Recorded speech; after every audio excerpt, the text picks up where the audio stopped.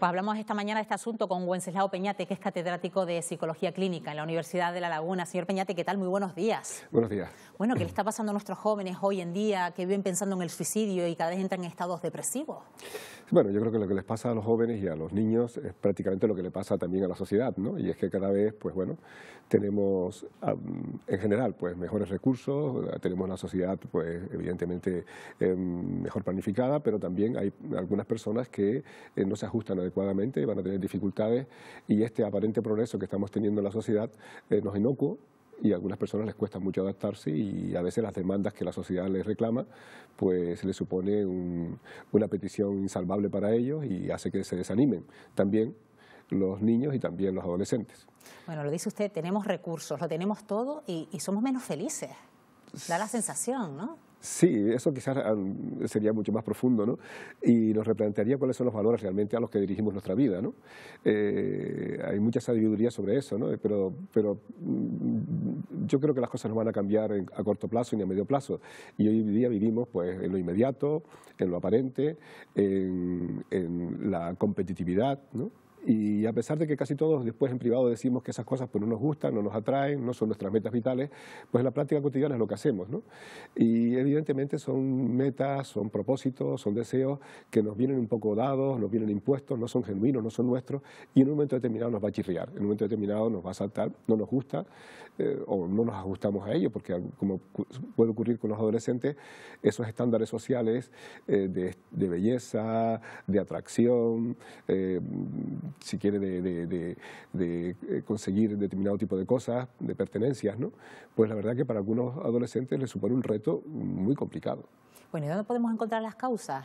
Por ejemplo, para que los chicos de hoy en día se comporten de esta manera, que tengan esos estados depresivos y que incluso piensen en suicidio, en quitarse la vida. Sí, evidentemente yo creo que tiene que ver con esta situación de inequidad. Es decir, hay una serie de propósitos o metas vitales que los chicos y chicas se proponen y no todos pueden conseguirlas. Desde el canon estético, que les presiona muchísimo hoy día, es increíble cómo está presionando tanto a chicos como a chicas en la adolescencia ese canon estético. Le presiona a toda la sociedad, pero especialmente a este grupo, ¿no? El acceso a bienes materiales, el acceso a las redes sociales, el contarse la vida en función del número de contactos y seguidores que se tiene, etcétera, pues evidentemente hace que las personas vivan con una intensidad importante sus vidas, ¿no? Intensidad que además frecuentemente no está en sus manos. Y frecuentemente además no tiene las características que favorecen que las personas les sigan, etcétera, ¿no? Pues en un momento determinado va a aparecer la frustración y va a aparecer la indefensión, y el desamparo significa desánimo, significa en algunos casos depresión. Entonces, ¿esto es un problema actual o esto también lo han sufrido los jóvenes del pasado? ¿Todos los jóvenes pasan por esos estados depresivos y la angustia, la ansiedad? Sí, como os he dicho en la introducción, lo que llama la atención es que cada vez se deprime más gente.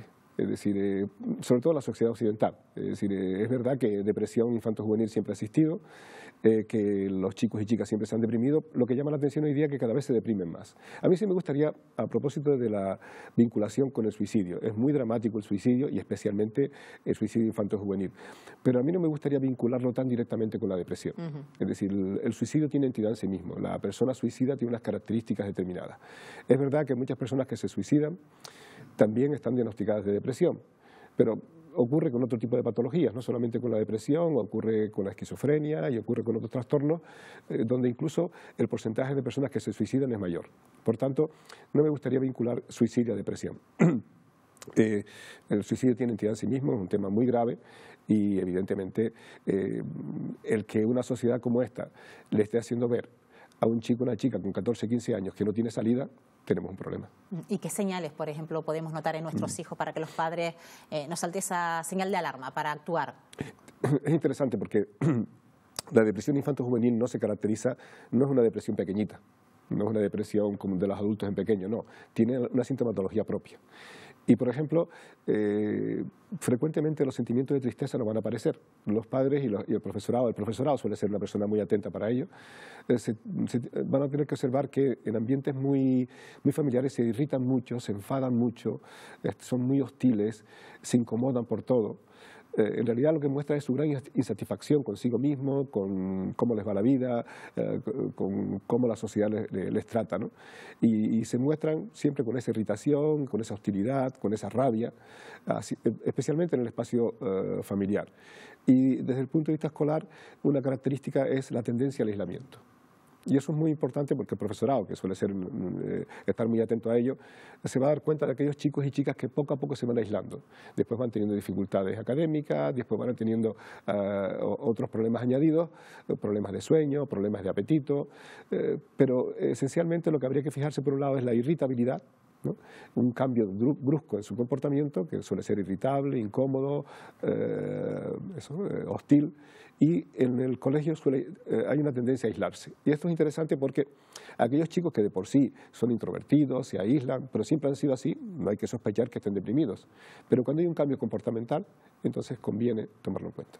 Y nunca dejar de lado el hecho de decir, esto es algo pasajero, son cosas propias de la edad, son los cambios hormonales, hay que actuar, sí o sí. Sí, sí, y además yo creo que en este caso hay que dejar de ser héroes y heroínas. Es decir, cuando uno observa que pasa un tiempo manejándose con unos síntomas y esos síntomas no remiten, y este chico, esta chica, pues lleva 2 semanas, 3 semanas, 1 mes, 2 meses en que no maneja sus síntomas bien, pues en ese caso hay que acudir a un profesional que le eche una mano, que además hay estrategias terapéuticas muy útiles para estos chicos y chicas y prácticamente si se abordan tempranamente esto no pasa de ser un mal sueño. ¿Se puede salir entonces? Frecuentemente. Cuanto más pronto se acuda a un profesional, mucho mejor. Y la psicología tiene distintos grupos de terapias para ellos, ¿no? Distintos principios activos que, dependiendo del tipo de depresión, cómo se plasma en cada chico, en cada chica, podemos tener muy buenas noticias para ellos. Por ejemplo, ¿qué tipo de estrategias siguen ustedes en los adolescentes? Va a depender, pero por un lado es el cambio cognitivo, es decir, el modo en que enfoca la vida, ¿no? El modo en que establece una serie de valores que no les pertenecen, una serie de valores que están impuestos, ¿no? Y dar una serie de estrategias para que, modificando esos valores, no se sientan mal. Y si yo no tengo no sé cuántos seguidores, no pasa nada. Y si yo no consigo ser una persona atractiva para un grupo de personas, no pasa nada. Pero claro, parece que hay que armarlos cognitivamente. Hay que armar bien su cabeza, su mente, para que introduzca nuevos valores, nuevas metas, nuevos propósitos que sean tan enriquecedores que compitan con ellos. Y se puede hacer. Pues las redes sociales pueden influir en el estado de ánimo de estos jóvenes, pero también las hemos demonizado mucho, pero también pueden ayudar a detectar casos de ese tipo en jóvenes que pueden mostrar ciertos mensajes que puedan dar también ese toque de alerta, ¿no? Sí, quizás sin caer en el alarmismo, ¿no? Porque, bueno, evidentemente también puede ser estratégico el tipo de mensaje que uno coloca para... Incluso para llamar la atención. Para llamar la atención, para provocar determinados estados de ánimo en otras personas, etcétera. Sí es verdad que las redes sociales pueden servir como proporcionar síntomas para el diagnóstico de la depresión, pero también hay que decir que las redes sociales no son en sí dañinas, ¿no? Y para un pequeño grupo de chicas y chicos que a lo mejor tendían al aislamiento, tenían dificultades de relaciones interpersonales, dése cuenta que la depresión infanto-juvenil es muy social. Es decir, el contacto social, el sentirse querido, el sentirse atraído, el sentir que atrae, el sentirse considerado por los demás, es un valor muy importante, es muy antidepresivo. También lo es en la etapa adulta, pero en esta etapa especialmente porque son muy sensibles a eso, a atraer, a seducir, a sentirse amados, a sentirse alabados, considerados, etc. Por tanto, las redes sociales, para estas personas que tienen esa dificultad, de repente un me gusta o de repente el exponer sus vidas ahí, que otras personas lo consideren, de repente está jugando un papel protector. A lo mejor no es exactamente una terapia, pero no tiene por qué ser dañino. El problema está en cuando algunos chicos y chicas ese es el único vínculo que tienen con el mundo. ¿Y cuánto ha afectado la educación actual de los padres en que sus hijos luego sean hijos depresivos? Porque en cuanto se encuentran con su primera barrera y no la saben superar por sí solos, pues ya caen en estos estados de depresión. Lo llamamos incluso hasta la generación blandita, ¿no? Le acomodamos todo el camino para que lo tengan todo llano, ¿no? Sí, sí, y parece que, bueno, que nos queda un tiempo de ser así, ¿no? Quizás es un problema, yo creo que va a cambiar con los tiempos, aunque nos queda un tiempo para que sean así, pero bueno, el que los padres sepan que hay que tener sistemas disciplinares claros, que no pasa nada por llevar la contraria, que no pasa nada por un no, que no pasa nada por restringir determinado tipo de comportamiento, que es bueno y que les va a ayudar, que les supervisen, que se interesen por ellos, que tomen distancia con respecto a los problemas cotidianos, que no piensen que el final del mundo está en cada problema. Que lo observen con eso, con consideración, y que los vean como seres humanos que van creciendo, que se van haciendo adultos y que van a pasar por tantas vicisitudes como pasaron ellos. Y esos padres tan blanditos, ¿no? que a poco que los hijos pues, les demuestren pues, determinadas dificultades, pues prácticamente es la peor noticia que pueden tener los padres, ¿no? Pues bueno, también los padres ahí tienen que saber que es bueno que tenga un sistema disciplinar claro, pactado con los hijos, que tenga una buena supervisión con respecto a los hijos, que se preocupen por lo que están haciendo, que tengan interés por lo que hacen, por quienes están, por las cosas que les motivan en la vida cotidiana, y después tomar distancia con respecto a los problemas cotidianos, ¿no? No se acaba el mundo con un problema, por importante que sea. Seguramente cuando acaba un problema es el principio para que aparezca otro, y mientras tanto crecemos, nos vinculamos a la vida, empezamos a establecer metas, valores, etcétera, que nos van un poco pues ordenando esta vida, ¿no? Pues tomamos nota. Wenceslao Peñate, catedrático de Psicología Clínica de la Universidad de La Laguna. Gracias por habernos acompañado esta mañana. Buenos días.